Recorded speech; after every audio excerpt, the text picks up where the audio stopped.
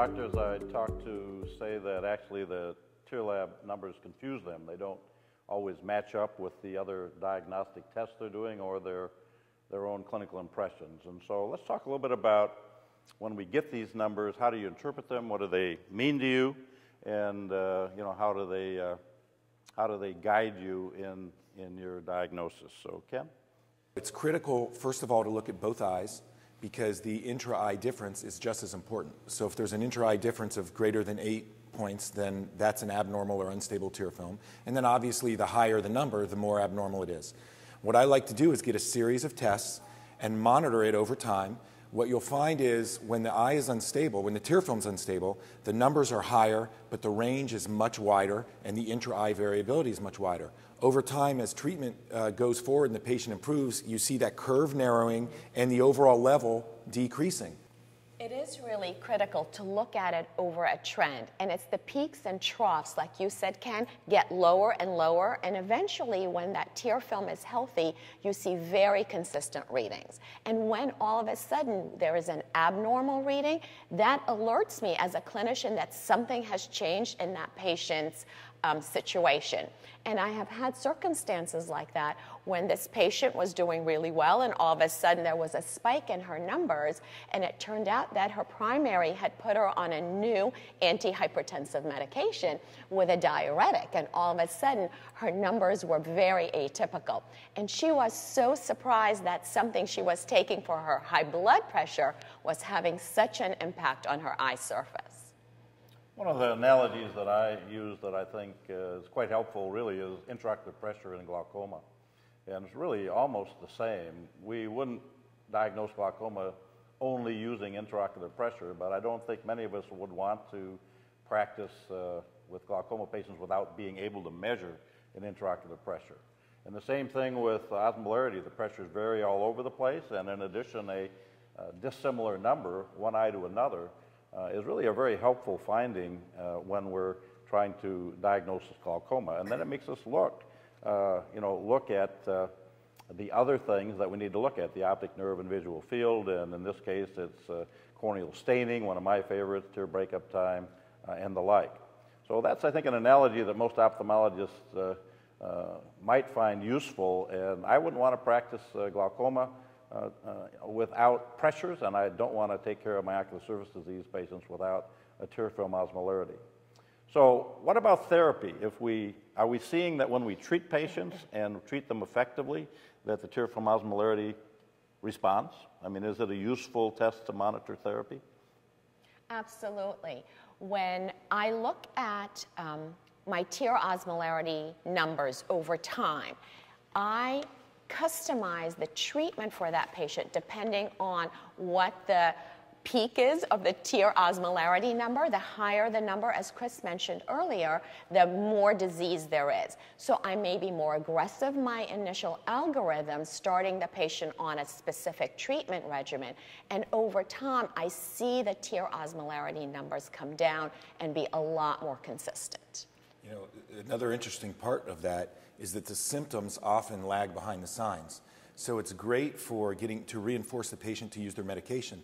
They may come in after a couple months of using cyclosporin and not feel significantly better. But I can tell them, your osmolarity came down from 350 to 311. You're making progress. Stick with it. It's going to take time.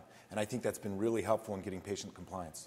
It really encourages the patients because they know now they have an objective number that they can track. We write their numbers down on a small business card-like information card that we hand to them, and they really like having that, and they're engaged in their process of their dry eye disease. Yeah, I mean, the number is so, I think glaucoma patients know their IOP. Certainly hypertensive patients know their blood pressure.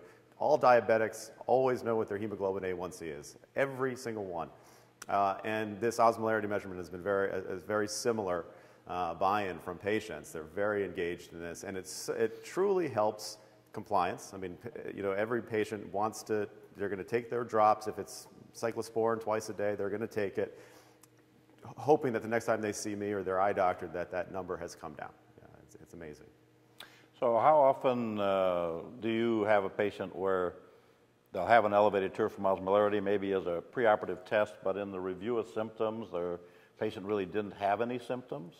And then when you see that, you go back and you ask a few questions, and often you're surprised how many symptoms they have that just weren't elicited because they were there mainly because they couldn't see well and wanted cataract surgery and was a secondary issue. Does that happen often to you? It actually does, and that's where training the technicians to ask a broader range of questions is what we have focused on in our practice.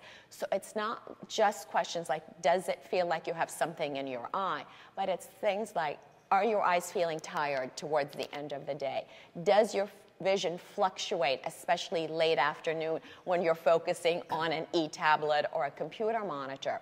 So it's these more sophisticated questions that I've trained my technicians to ask, and it's surprising once you delve to that level how many people say, oh yes, absolutely, and those are the signs and symptoms of an unhealthy and unstable tear film. The fluctuation that you mentioned is really critical. Cataracts don't fluctuate. Correct. So we frequently will have patients coming in saying they have trouble reading and they're sent for cataract evaluations. But when you ask them further, I can read for an hour and then my vision gets bad. Their cataract didn't just change. So those patients, you really want to be aggressive with treating their tear film, and then you can get a better assessment of their cataract. Yeah, I think that's one of the most, at least historically, one of the most overlooked symptoms of dry eye disease and tear film instability is that fluctuating vision. My vision, I put a drop in and it gets better for a little while, then it gets blurry again, or I blink a few times and yeah, it clears up, but then it gets, that's dry eye disease until proven otherwise. Does it make it easier or harder? In other words, a lot of doctors are trying to see as many patients as they can in an hour, and they're maybe 2 or 3 charts behind, and they're still trying to provide high quality care, but having this test available, is it making you more efficient or less efficient? So much more efficient in my practice. I mean, usually by the time I actually sit down face to face with the patient, I have this sort of basket of data, of information, and I pretty much know, at least, and it's rare that I walk into the room and change what I was thinking before I walked into the room. And so it does save me time in the sense, and it also saves the patient. I think the patients have fewer questions when you present them with this data. Oh, your osmolarity was 350. You know, that's very high. You have severe dry eye disease, and I looked at your eye and I see some signs of that as well. We need to treat you. We need to treat you aggressively. And they say, you're right, okay. So more or less efficient. And also, it reaffirms a lot of the patient's kind of feelings. So many times, these are patients who've gone from practice to practice, shopping around for somebody who will listen to them, who will actually believe in what they're saying. So finally, when they come to our practice and we say, absolutely, I see what's going on, these are your abnormal numbers, they are relieved. Often they've said, thank you, I thought I was going crazy, or comments along that line. So it's very helpful to our patients. It does make us more efficient, but it makes us better. And you know, one of the reasons why we were inefficient before is because there was nothing we could do. So now you actually, or we couldn't figure out what was going on, I should say. 50 years ago, we didn't have MRIs to pick up things, so the doctors did their exam and they were done because they didn't know what was going on. Now we actually can identify something and then you can take action. So in the big picture, although it's an extra step, which really doesn't take long, particularly when you empower your technicians to do it, it makes us more efficient in the treatment of that patient going forward.